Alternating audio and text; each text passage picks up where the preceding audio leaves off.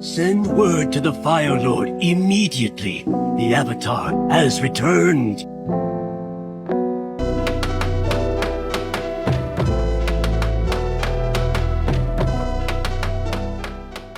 Alright everyone, Avatar The Last Airbender cards are finally here, and this set looks absolutely nuts. We've got busted combo, nostalgic characters that portrays the show perfectly, and new mechanics that are way stronger than they should be. Before we jump in for my top 10 list, I've got some special mentions, crazy combos, and commanders I'm dying to play with. Starting with a few special shoutouts. The Cabbage Merchant, one of my personal favorites. Biggest joke in the show, the flavor alone is worth it, and in a token deck with Academy Manufacturer and Paragon Took, it's a hilarious value card that'd be a lot of fun to play in Commander. Ko, the Face Stealer, an important card to talk about. It's a bit slow for 6, but exiling a creature when it comes in the battlefield, exiling any time a creature dies, is a very powerful ability. But Ko can also turn into any creature that has been exiled, getting their triggered or activated abilities, which is very strong in its own right. Iroh, Grand Lotus, another card that I'm looking forward to play with, not only in Standard, but in Commander. Flashback for your entire graveyard, flashback to lessons for even cheaper, and it's going to be absolutely gross in Commander. Foggy Swamp Visions, easily one of the best looking cards in the set visually, and it's got some real potential. Exiling graveyards with Waterbend X is strong now, and it's only going to get better in time, and I cannot wait to figure out what kind of graveyard shenanigans will come out of this card. I'm going to give a quick nod to Planetarium of Washington, pair it with Tron lands, and yeah, could we get a turn 3 Emrakul?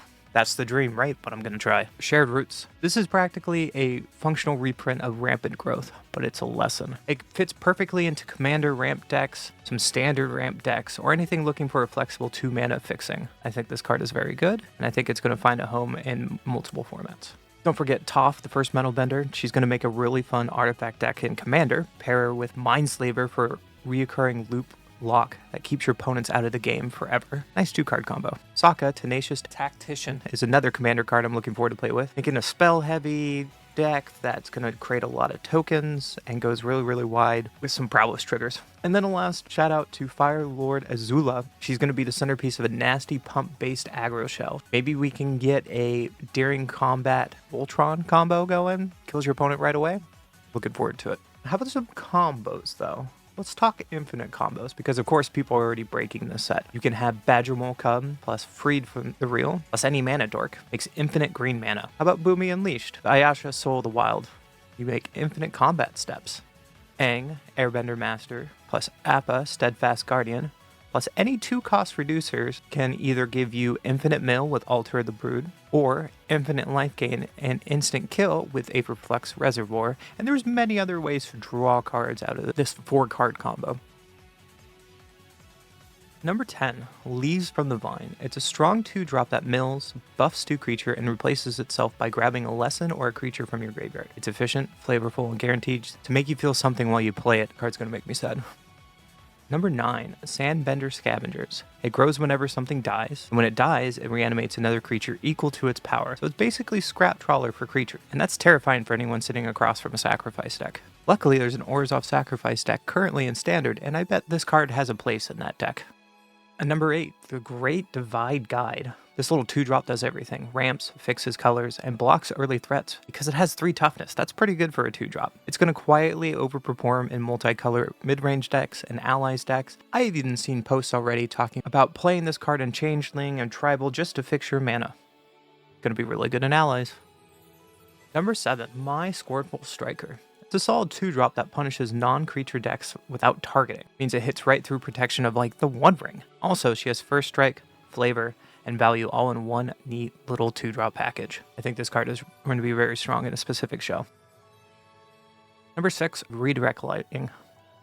I have a personal love for this card. 3 mana or for 1 red and 5 life to hijack a spell or ability. In fast formats, 5 life doesn't really matter like in Legacy, but stealing a win absolutely does. I expect to see this one in sideboards all over the place to come in for red decks versus a control deck, or to come in versus a combo deck to really stop a person comboing off in older formats. I think this card is very powerful, and not a lot of people are talking about it.